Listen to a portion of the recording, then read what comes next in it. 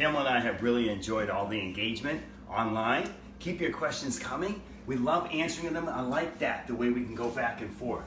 Nothing better than a Monday morning than to start off with breakfast bowl. So I'm going to show you how I put together my breakfast bowl right here in the kitchen. Simply just use my whole grain rolled oats, about a half a cup. I got a little cup in there that I measure. I get my tablespoon out, and then I go and I mix my ingredients over here. I keep all my ingredients separate because I don't like to put them in one big container, because then the big pieces go to the top, the small pieces stay on the bottom. I do have some of these new goji berries. I know that's not in the original recipe. But what I do is I have all these containers with everything, like my ground flax. I take a tablespoon of that, my chia seeds. And again, when you're buying these things, make sure my pumpkin seeds, you buy them raw, unsalted. I use a little bit of coconut flakes. I think that's shredded coconut. Here are my hemp hearts, my cacao nibs, about a teaspoon of cacao nibs. I don't usually use a full tablespoon. And then with my walnuts, I like to break them up. Here I have some pieces in halves. So I get about a tablespoon in my hand, and I just like to crumble them to just get smaller pieces in my breakfast bowl. And that's how I do it. And then, as I said, I have a special treat this morning. I have some cacao, some goji berries. And again, these are just small little dehydrated berries, very high antioxidant activity. I'll put like maybe about a teaspoon of these in also. Just a little flavoring and a little extra antioxidants. Then I walk over here to my freezer and I find my frozen blueberries.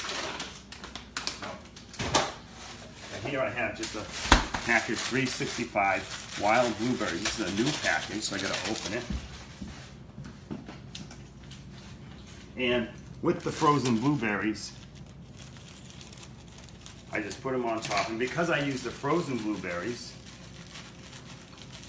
I gotta warm this up a little bit. So I put in about a half a cup of frozen blueberries. And then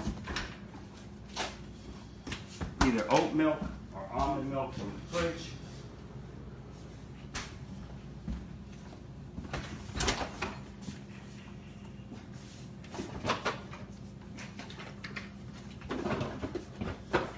There it is. Couldn't almost find it. And just add, just to cover it a little bit, like that. Let that soak in a little bit. And then I get my tablespoon of peanut butter, which is missing. Gotta get a new jar.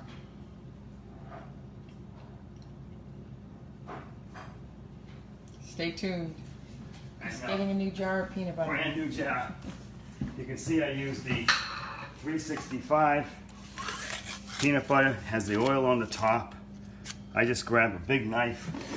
I like my bread knife to mix it and just stir it together.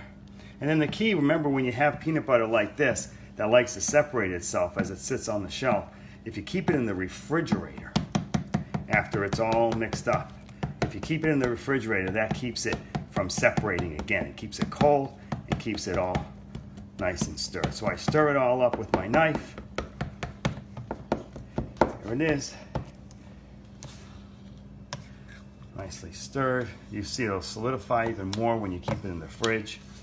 And then that's the last thing I like to use my spoon for, because now my spoon can't be used for anything dry. A tablespoon of peanut butter goes on top.